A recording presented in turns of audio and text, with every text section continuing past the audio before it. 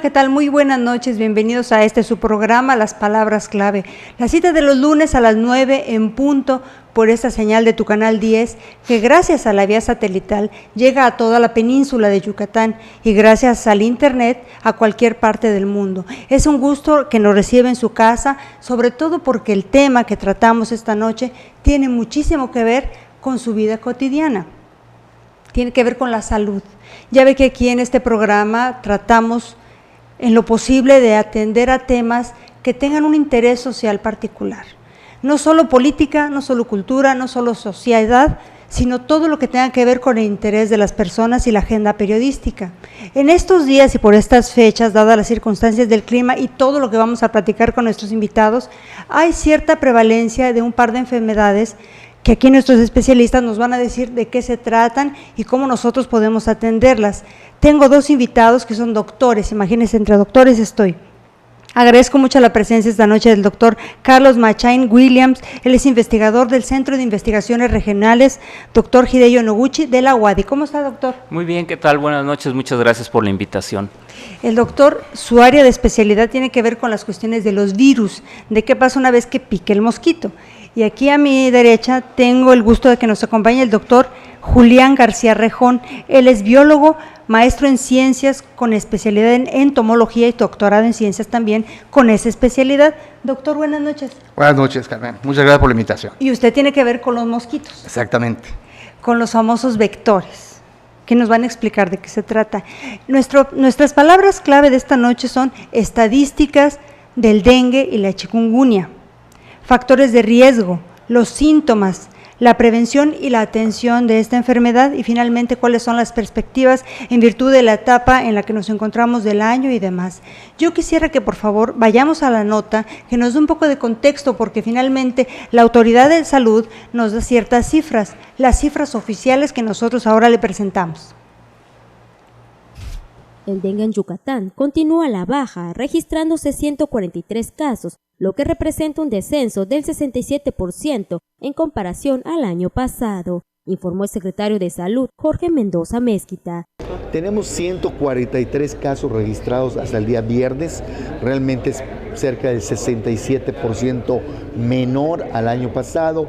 Si nos remontamos un poco a mediados de año, en el 2012, teníamos en números redondos 3.500, 3.000 casos. Entonces realmente estamos en el punto en el cual son los casos esperados para un lugar tropical. Señaló que estos resultados se obtuvieron debido a las campañas permanentes de fumigación y abatización en todo el estado, ya que la ciudadanía se sumó a eliminar los posibles criaderos de moscos.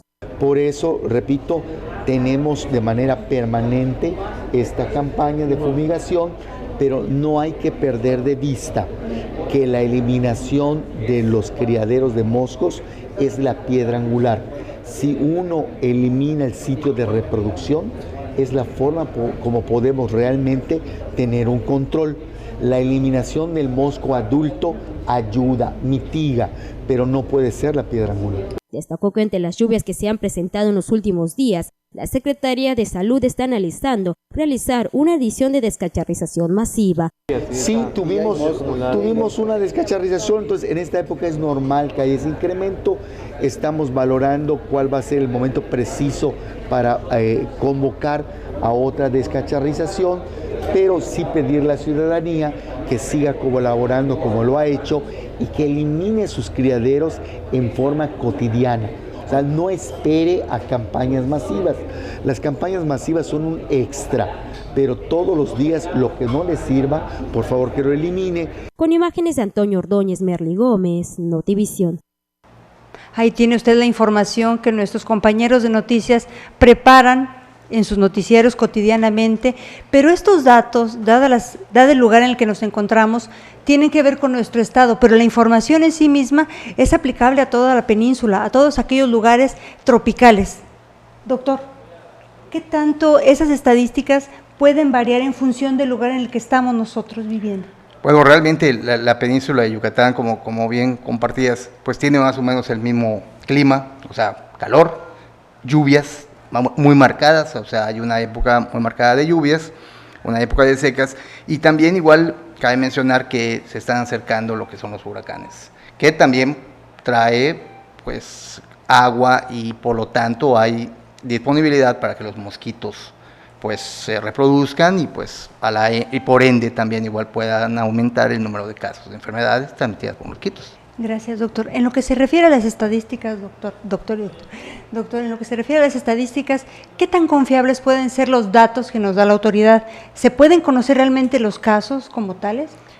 Bueno, recordemos también que en estas enfermedades lo particular es cuando uno se siente mal, que generalmente tarda una semana, 4 días o dependiendo de la gravedad del caso. Por lo tanto, yo creo que las cifras generalmente se subestiman un poco porque no todas las personas que se enferman asisten a los centros de salud, ¿no? Entonces ahí nosotros tenemos una pérdida de registro de casos debido a que la presentación de la enfermedad pues no es lo suficientemente, digamos, grave como para que las personas asistan al centro de salud, ¿no? En estas estadísticas nosotros como ciudadanos cotidianos, ¿nosotros de qué manera podríamos estar nosotros favoreciendo a que esos casos, esas cifras negras se hicieran más creíbles o más viables, doctor? Bueno, realmente lo primero que tiene que hacer uno cuando se siente mal de alguna enfermedad, cual sea que fuese, pues es acudir al médico, ¿no? No medicarse, porque muchas de las veces cuando pasa esto, pues los casos se empeoran. Entonces esto va en detrimento de nuestra misma salud. Claro, y puede parecer una obviedad que si uno se siente mal, vaya al doctor, pero doctor, resulta que estas enfermedades, tanto el dengue como la chikungunya, tienen sintomatología que se suele confundir con otras enfermedades.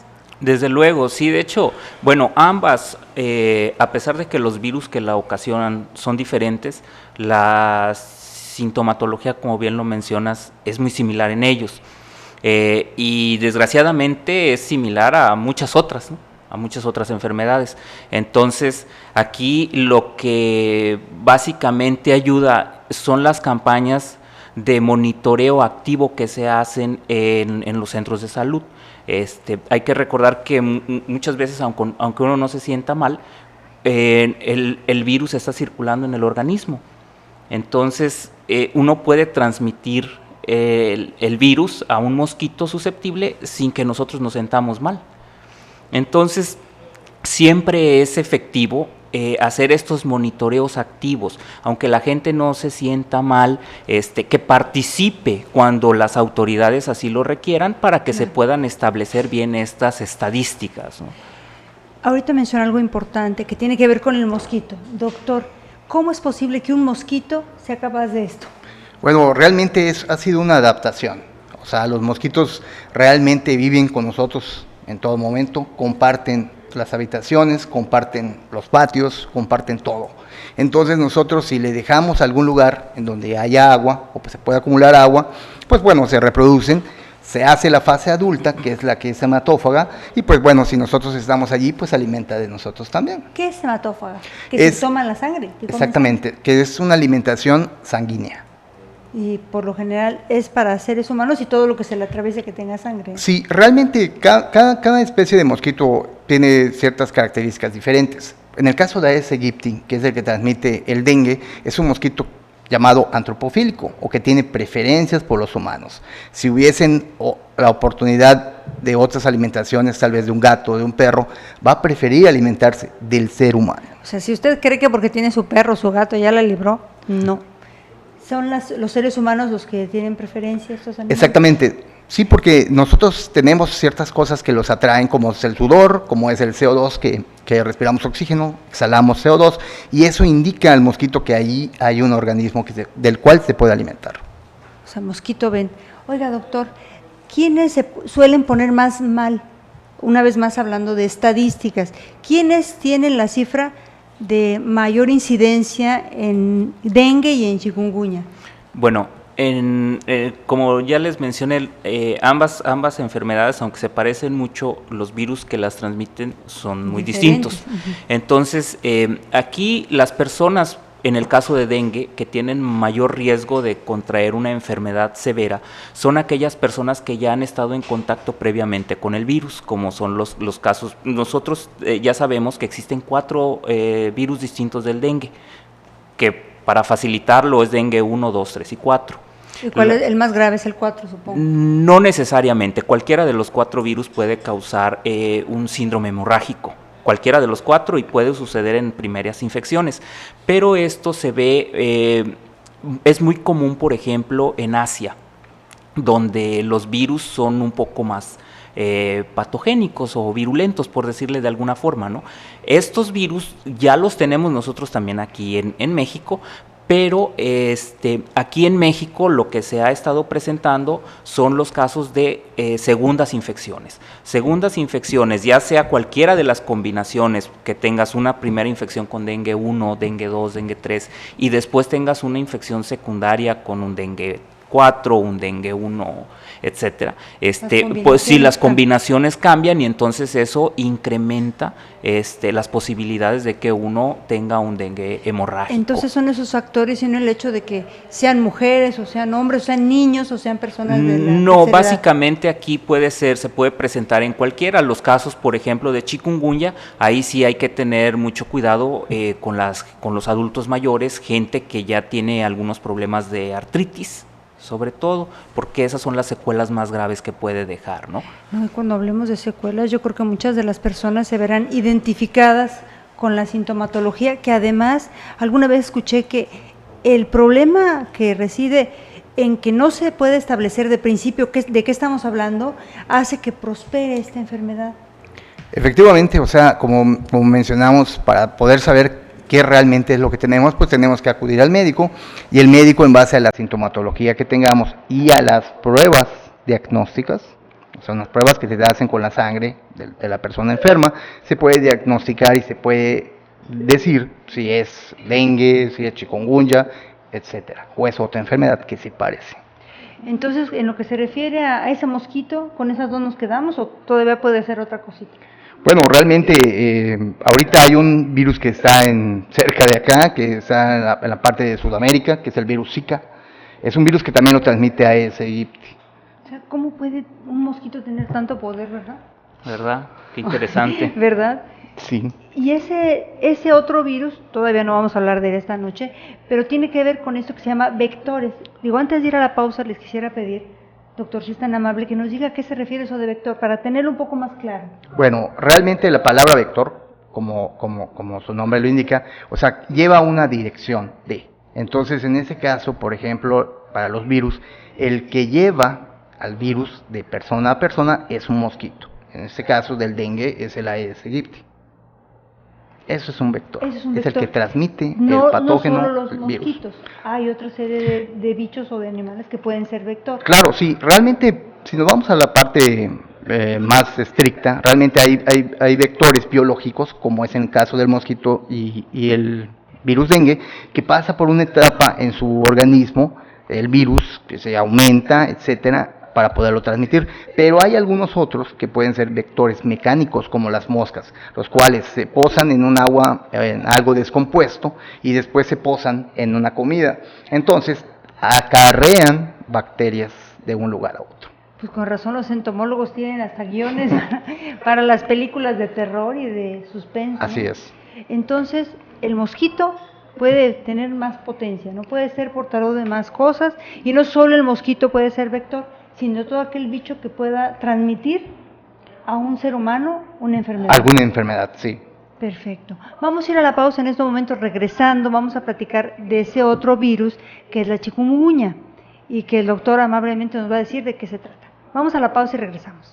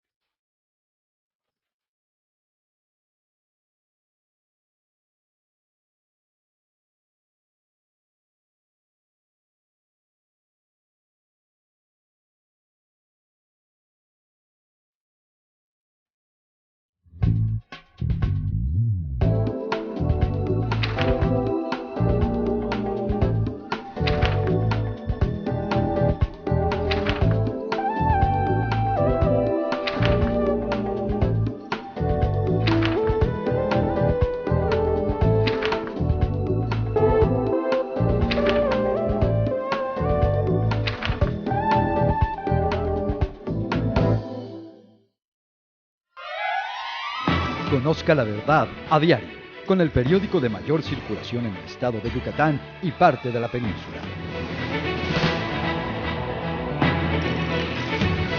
Tenemos la línea editorial más seria, objetiva y variada. Nuestras secciones tienen diseño vanguardista y especializado que facilita la lectura.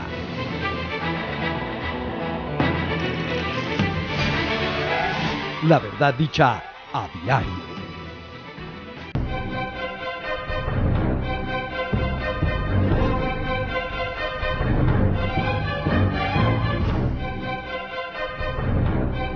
Y estamos de regreso aquí en Palabras Clave, esta noche platicando de enfermedad transmitida por vector. En este caso, el mosquito, ¿cómo se llama, doctor? Aedes aegypti. Bueno, desde el nombre, ¿verdad? El mosquito nos cae bien. Y bueno, pues platicábamos en el primer bloque, teníamos una información a propósito del dengue. Ahorita es momento de ir a una información que tiene que ver con la chikungunya. También nos van a explicar los doctores y de cómo se pronuncia, porque también yo creo que ahí puede haber cierta confusión. ¿De cuál estamos hablando, no? Vamos a ir a la nota y regresamos. La Secretaría de Salud está a la espera de los resultados de los primeros 6 casos sospechosos de chikungunya, informó su titular, Jorge Mendoza Mezquita. El funcionario explicó que la dependencia envió muestras de laboratorio a las oficinas epidemiológicas de la Secretaría de Salud Federal para confirmar si estos serían los primeros pacientes con esta enfermedad. Tenemos unos casos que estamos en espera de que sean confirmados o descartados por lo que es el INDRE. Son casos que están como sospechosos ahorita, pero es innegable que la enfermedad la vamos a tener, y una vez que la tengamos en Yucatán va a ser igual que el dengue, dado que el vector es el mismo. Entonces, lo que hagamos contra el vector lo estamos haciendo tanto contra el dengue como lo que es para el chikungunya. El funcionario indicó que es inminente la llegada de esta enfermedad a la entidad, por lo que redoblarán esfuerzos para evitar que se presenten más casos. Pero sí tenemos que tenerlo como un hecho de que vamos a tener esa enfermedad en un corto plazo, y que las medidas que estamos tomando contra el dengue son las mismas que contra el chikungunya. Por eso no podemos bajar la guardia en ningún momento. Mendoza Mezquita detalló que 3 de estos casos son de Mérida y el resto del interior del estado. Estamos ahorita con 3 casos todavía, 3 casos en una primera etapa. De los datos que tengo, hay otros 3 que están como sospechosos del interior del estado. Entonces, esos casos se hace el estudio epidemiológico, se toman las muestras, se envían a México, y en el momento en que las descarten o los afirmen es cuando los hacemos ya oficiales. Indicó que los pacientes con sospecha de esta enfermedad fueron detectados en consulta externa y tratados médicamente, y ahora se encuentran bien de salud. Dijo que de estos 6 casos, uno probablemente lo contrajo en Chiapas, porque reportó que viajó a este estado y cuando retornó ya tenía el virus. Con imágenes de Antonio Ordóñez e información de Merly Gómez, Notivisión. Fíjese qué interesante.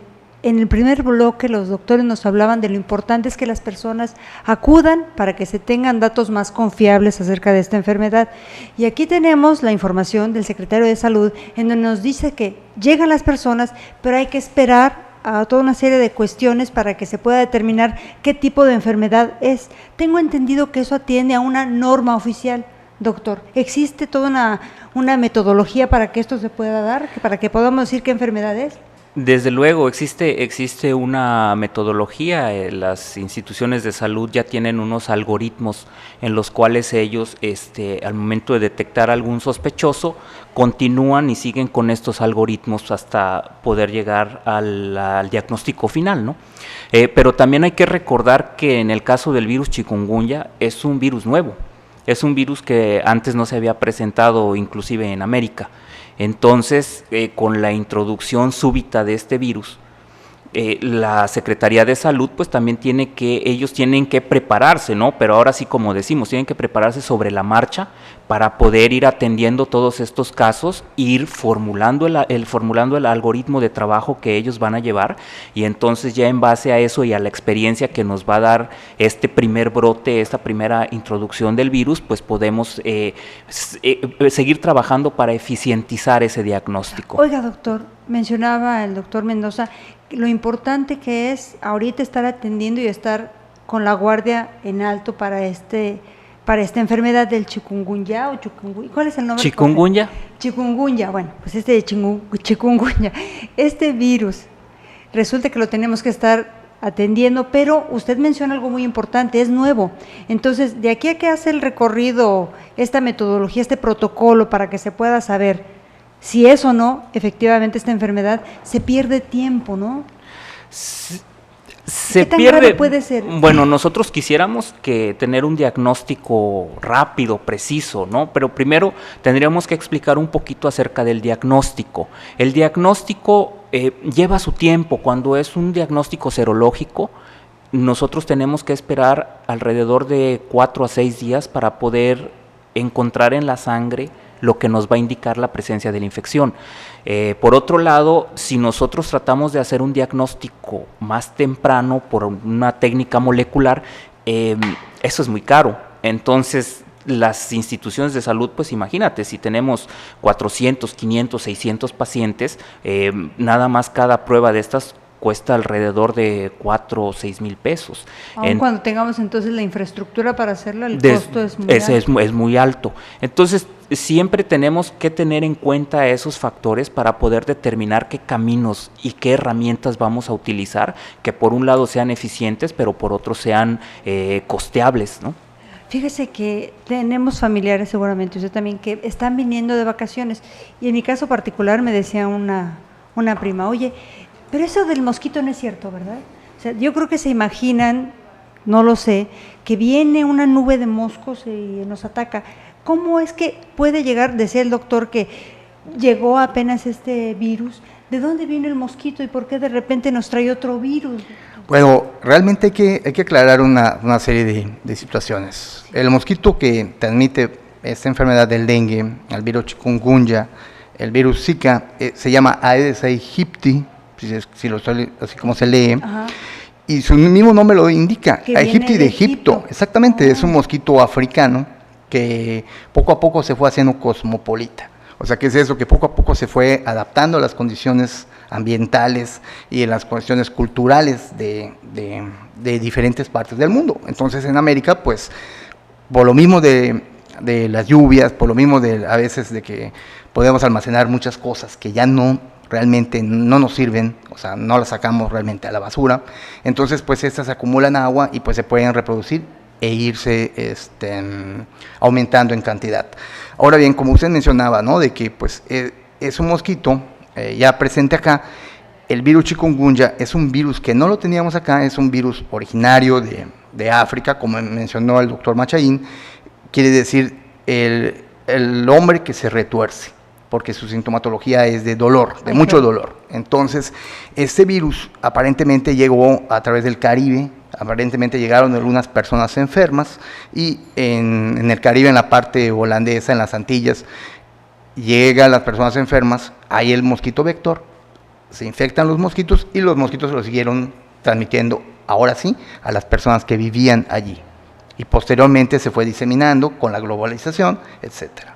Si nosotros no tenemos entonces un antecedente de este virus, ¿qué tan peligroso puede ser de pronto que nos pudiéramos contagiar de esta enfermedad, doctor?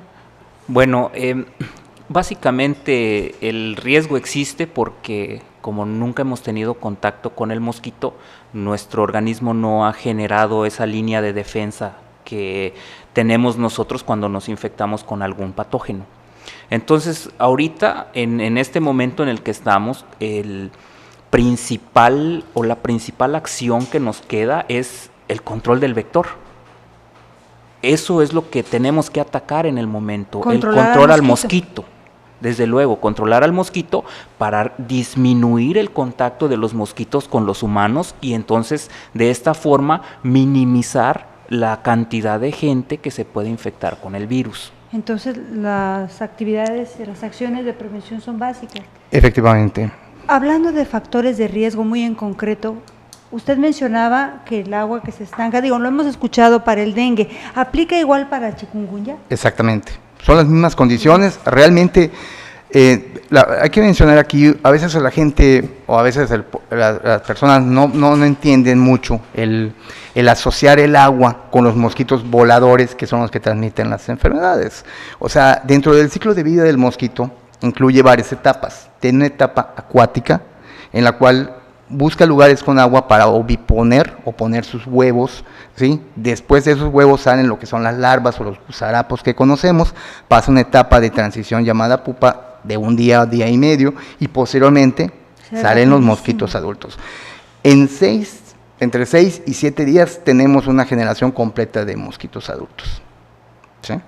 Una mosquito hembra, en el caso de Aedes aegypti, puede poner de 50 hasta 1000 huevos. ¿Y a cuántas personas puede infectar un mosquito? De hecho, hay una situación bastante interesante de las cuestiones de adaptación del mosquito con respecto al virus. Se ha visto que los mosquitos que tienen el virus presente, que son potencialmente que pueden infectar a las personas, no se alimentan completamente de una persona, sino que hacen probados, por decirlo de alguna manera. O sea, comen un poco de una persona, buscan otra persona y se alimentan. Cada vez que se van alimentando, van transmitiendo el virus. Si alguien en un momento dado ya tuvo dengue en alguna ocasión, ¿eso lo hace más susceptible, doctor Machain, de que pueda tener chikungunya o ya generó ciertos anticuerpos? No, si le dio dengue, lo más probable es que si le vuelve a dar dengue tenga alguna situación de dengue hemorrágico, por aquello que les comentábamos de las primoinfecciones.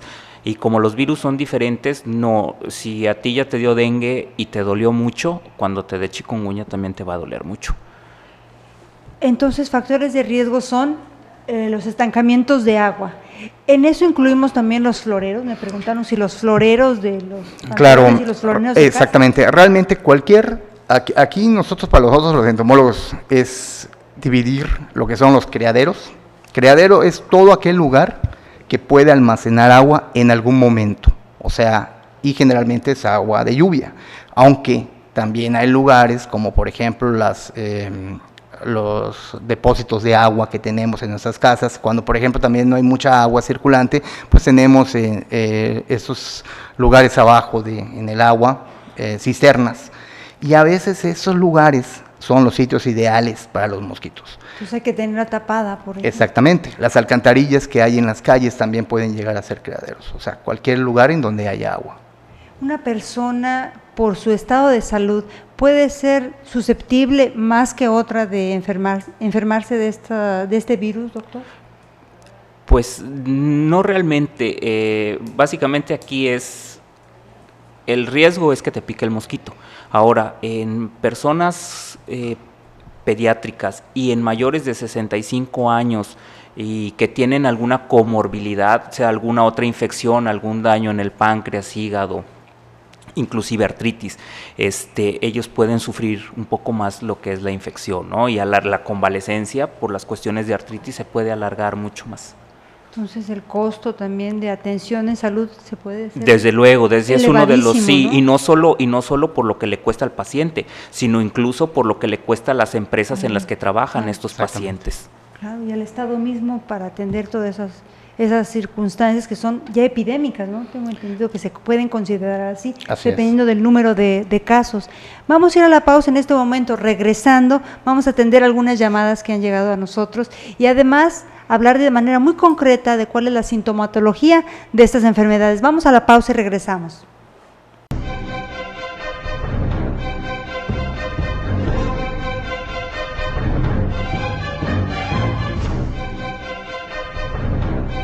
Yo soy Charlie Villafaña y junto con Cristian en cámara y con Gerardo en producción te vamos a llevar 30 minutos de todo lo que está sucediendo en la ciudad de Mérida.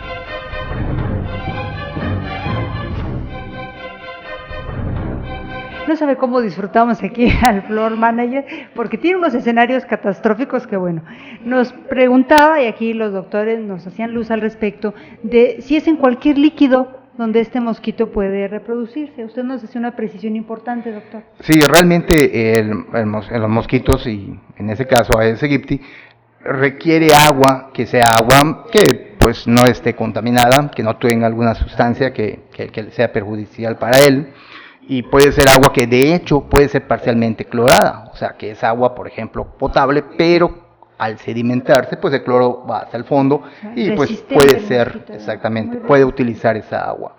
Hablando de escenarios catastróficos, el doctor Machaín decía que ¿qué lugares pueden ser repositorios de este líquido? Las bolsas de Sabritas, decíamos, de los productos estos, perdón, de las bolsas de papas, ¿no? En general cualquier botanita de estas que tienen, que dejan mucho residuo de sales y grasas y otros residuos en la bolsa, porque esto se vuelve al final un caldo de cultivo del cual se pueden alimentar los mosquitos inmaduros, ¿no? Guay. ¿Otro gol? Bueno, no, aquí cabe mencionar que cualquier cosa que pueda almacenar agua, un juguete de un niño, ¿sí? Un carrito que tenga un espacio en donde se acumule agua, puede ser un criadero.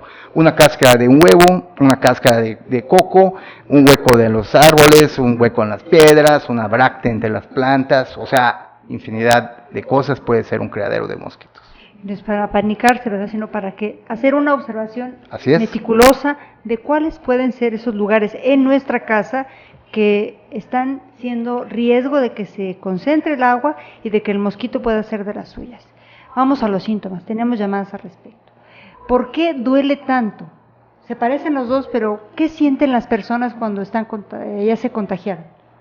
Bueno, el dolor yo no sé cómo se cataloga entre mucho y poco, ¿no? Yo sé como los gatos, ¿no? Duele uno, duele dos. Así es, no puedo decirte con estrellitas y barritas cuánto es mucho, cuánto es poco. Pero en realidad este dolor se debe por varios factores. Uno es porque cuando el virus nos infecta, pues el cuerpo libera muchas sustancias que son necesarias para la comunicación entre las células y evitar que el contagio y la diseminación del virus continúe. Estos factores pues producen elevación de la temperatura, malestar generalizado, dolor de cabeza, dolor de ojos. Y esa es la razón, ¿no? Pero también algunos de los virus, como el caso del chikungunya, pueden replicar en células, en osteocitos, pueden replicar en células de las articulaciones y de los músculos. Entonces, al inflamarlas, pues producen un dolor muy intenso, ¿no? Uno no puede mover los dedos, las articulaciones se inflaman como resultado del daño que ocasiona el virus al replicar en estas zonas. No, pues está tremendo, porque uno puede atribuirlo a la humedad. Aquí en esta zona siente uno dolor de huesos y dice, es la humedad. Así es. Y puede ser el mosquito. Exactamente. ¿Qué tiempo tarda en manifestarse los síntomas? Bueno, básicamente estamos hablando del virus. Si es el virus dengue, pues más o menos después de que se alimenta un mosquito infectado de una persona sana y le transmite el virus, pues aproximadamente entre 2 y 3 días. ¿Sí? Y ya se le empieza, generalmente se presentan síntomas como lo que es temperatura, o sea, calentura, después dolor de cabeza, etcétera, dolor muscular, y así hasta que pasa un tiempo de aproximadamente 5 o 6 días y ya empieza a sentirse un poco mejor la persona, dependiendo de la severidad en este caso. Entonces, uno cuando se empieza a sentir así, lo primero que piensa es que ya me resfrié, y se toma una pastilla de esas que dicen que en un 2x3 te alivias, que si se puede aliviar una migraña, se puede aliviar un dolor de cabeza, en fin. ¿Qué se hace en ese caso? ¿Sí se puede hacer algo para mitigar el dolor? La molestia, pues. Sí, se puede tomar alguna de estos medicamentos que son de uso general, de preferencia paracetamol, pero lo que debe de hacer la persona no es automedicarse, es acudir inmediatamente porque dentro de las pruebas que hacen, pues también hacen pruebas de funcionalidad hepática, renal y algunas otras cosas que son importantes al momento de dar un medicamento. Si nosotros nos medicamos y tenemos algún daño hepático, un daño en el hígado, un daño en el riñón, o incluso tenemos úlcera gástrica o cualquiera de estas cosas, pues se nos puede agravar, ¿no? Entonces, lo mejor, si uno se siente mal, acudir inmediatamente a su centro de salud o con su médico de cabecera para que lo atienda. Pues y más vale que lo hagan con tiempo, porque si usted si pide la cita en el Seguro Social o en el ISSSTE, va a tardar bastante para que lo atiendan. Entonces, mejor desde el principio empezar a tomar estas previsiones, esperando que no vaya a ser una enfermedad de este tipo. ¿Siempre la sintomatología es de esta naturaleza? ¿Todos se van a tener calentura o no? Bueno, hay un porcentaje pequeño de pacientes que no manifiestan ningún signo, ningún síntoma, pero hay que recalcar que aunque no presenten fiebre, malestar generalizado ni dolor de ojos, ellos todavía pueden infectar a los mosquitos. O sea, se conoce como asintomáticos, personas que simplemente no manifiestan ninguna dolencia, ningún malestar. Usted dijo ahorita de personas que pueden infectar a los mosquitos.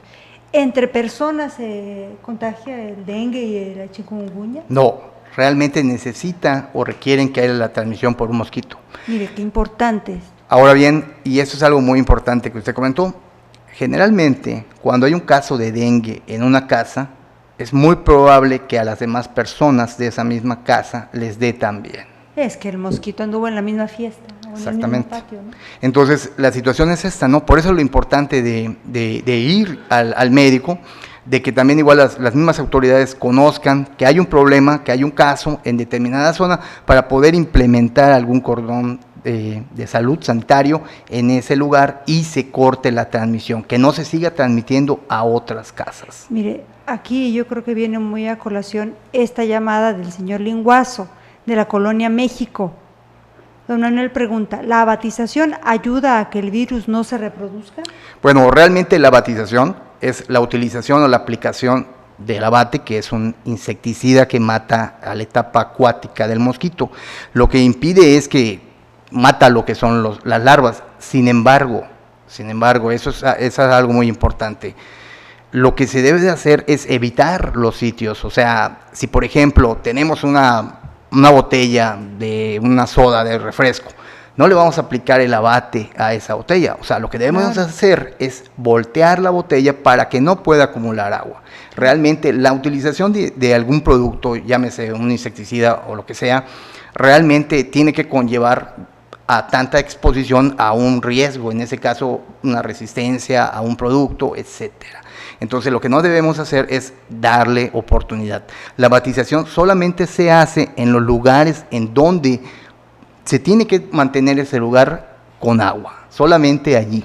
Entonces se aplica eso para que no, por ejemplo, en el caso de lo que son las alcantarillas, o sea, las alcantarillas en algún momento se queda cierta parte de agua en su estructura. Seguimos tirando basura como loquitos. Exactamente. Entonces, por eso es que allí sí se aplica en ese caso el abate, pero es para matar al mosquito. En esa etapa.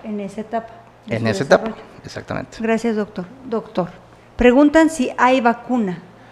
Hay una vacuna, no recuerdo exactamente, creo que en la India es donde la desarrollaron, está en fase experimental, pero no ha sido aprobada para su uso, por ejemplo, aquí en América, y lo que regula básicamente lo que nosotros podemos o no podemos aplicar, pues son los estudios que hace la Secretaría de Salud, y también se basan mucho en lo de la FDA de Estados Unidos. Entonces, la FDA, hasta donde yo sé, todavía no han aprobado el uso de ninguna vacuna para chikungunya. Aquí no especificó a qué virus se refería, pero chikungunya no hay vacuna todavía. No hay. ¿Y para dengue sí? Para dengue hay una que está en fase experimental todavía. Los últimos resultados pues no fueron tan buenos como se esperaban, pero ya están ahorita en una segunda fase tratando de reevaluar lo que se hizo en esa primera etapa, ¿no? Ya saldrán los resultados pronto. Por eso es muy importante lo que hacen ustedes ahí en el Centro de Investigaciones Regionales. Tenemos otra llamada, me dicen que vamos a ir a la pausa. Vamos a la pausa y regresando la comentamos, y tenemos la colaboración de Tony Peraza regresando del corte.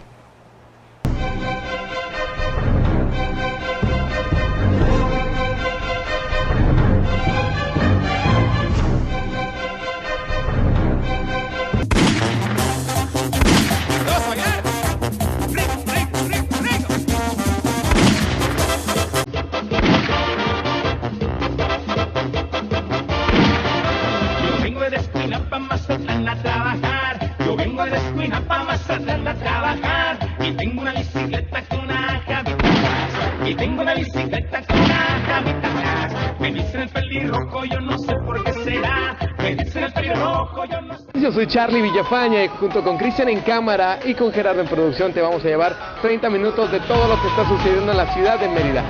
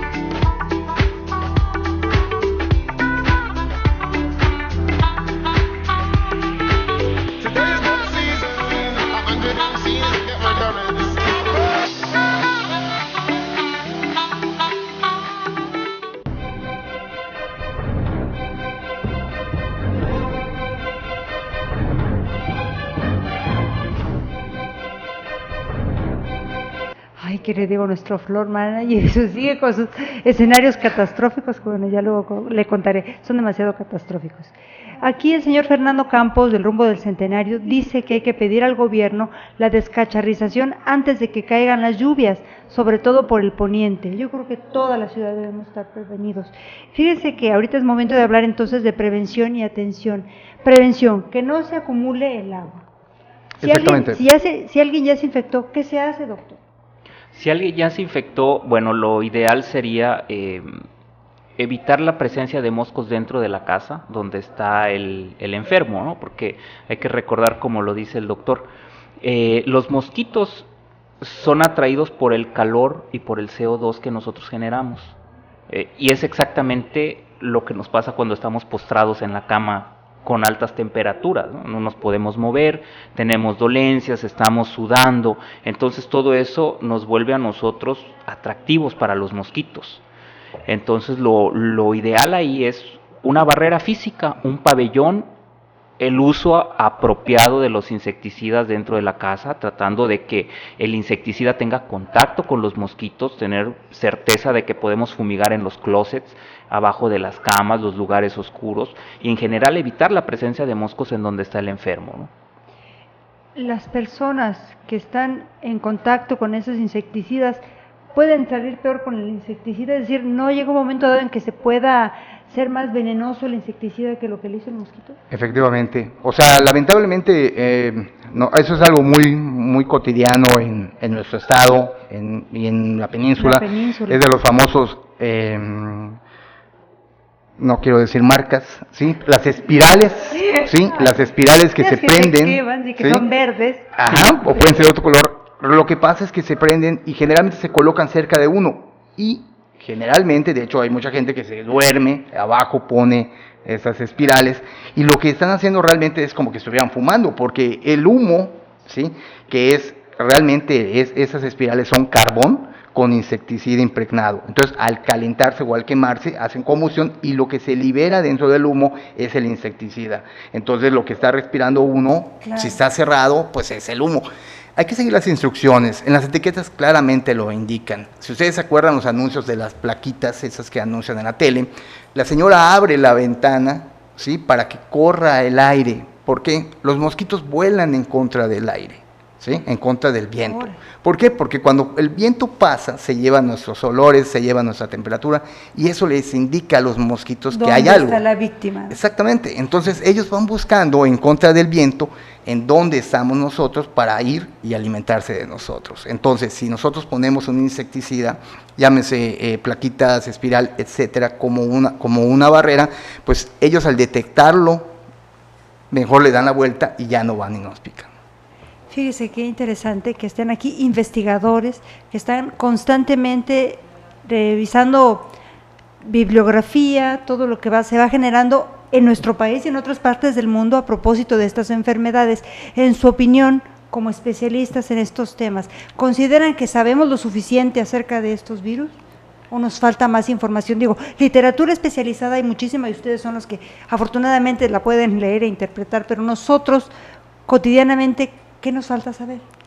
Bueno, desde mi punto de vista, o basado en mi experiencia, yo considero que todavía hay muchas cosas que se tienen que investigar, pero más que tengamos que investigar, también tenemos que darle a conocer a la población los hallazgos que nosotros encontramos, o darles a conocer también las formas en las que ellos se pueden proteger. Siempre hay que tener la información disponible y siempre hay que dársela a quien la puede utilizar.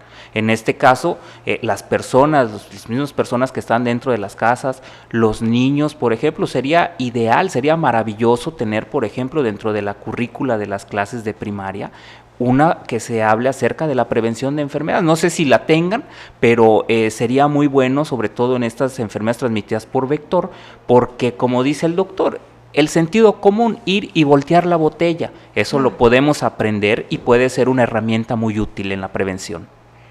Doctor, ¿qué otra cosa podremos nosotros conocer? Bueno, realmente cada momento van saliendo cosas nuevas, o sea, no podríamos decir que conocemos todo. Además, y aquí hay algo bastante interesante de mencionar, hace un rato platicaban acerca de los criaderos. Conforme nos vamos haciendo más industrializados, ¿sí?, se van haciendo mejores sitios para los mosquitos, como mencionó el doctor Machaín, por ejemplo, las envolturas de las botanitas, ¿sí? De hecho, si ustedes se acuerdan, vienen laminadas, son casi indestructibles, son muy difíciles realmente de romper. Realmente yo creo que la situación de estas enfermedades, en donde todos nos pueden dar, a mí también me ha dado, ¿sí?, a otras personas, investigadores, médicos, etcétera, tenemos que participar, ¿sí?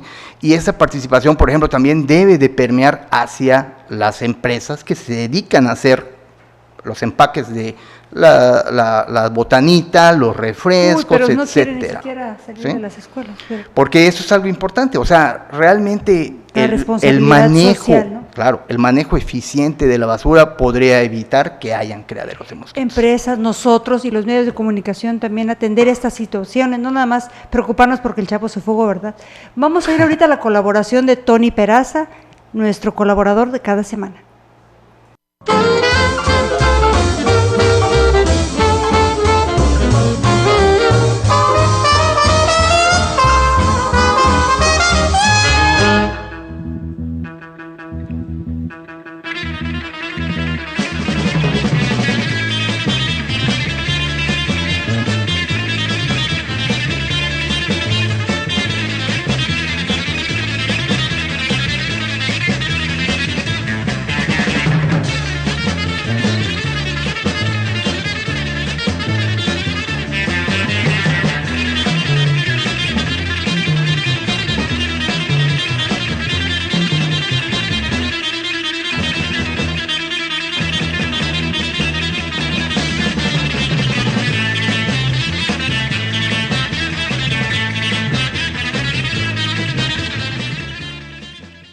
Gracias, Tony Peraza, por esta colaboración. Decía aquí uno de nuestros invitados que no hay enemigo pequeño, hay túnel largo. el que quiera oír, pues que oiga, ¿verdad? Para terminar nuestro programa, nos queda poco tiempo, un par de minutos. ¿Qué podría ser la última sugerencia a quienes nos escuchan, doctor? Bueno, yo realmente, aparte de no tener criaderos en sus casas, es si uno va a un sitio en donde muy probablemente haya mosquitos, pues tratar de ir lo mejor protegidos, o sea, usar pantalón, repelente, hay repelentes muy buenos, naturales, que no tienen que ser químicos y que son también igual muy eficientes. Entonces también igual poner algunas otras barreras para que no nos piquen los mosquitos. Gracias, doctor. De nada, al contrario. Doctor. Pues igualmente, ¿no? Pedir sobre todo a la sociedad que sea un poco más participativa en cuanto a este tipo de enfermedades. La concientización y la participación ciudadana son claves para su prevención, que participen en cuanto a el control de la basura y que seamos conscientes en que no hay presupuesto que alcance para poder prevenir todo esto si nosotros no participamos. Y pues también quedar a sus órdenes, ¿no? En el laboratorio de arbovirología del Centro de Investigaciones Regionales, doctor Hideo Noguchi, por cualquier duda, cualquier comentario que deseen, estamos a sus órdenes. Doctor, muchísimas gracias, ha sido un gusto que nos acompañe. Doctor Carlos Machaín Williams, le agradezco mucho, doctor. No, gracias a ti, Carmen, por la invitación. Gracias, doctor. Yo le quiero decir Everardo, ¿verdad? Doctor Julián decir, García, claro. Gracias, doctor. No, al contrario, muchas gracias por invitarnos, porque como bien mencionó el doctor Machaín, estamos como parte de la universidad para hacer investigación, pero más que nada también para que la gente sepa lo que hacemos. Claro, fíjese, universidad pública, un centro de investigación, muy importante. Así nos despedimos, Dios mediante, estaremos con usted la próxima semana con más palabras clave.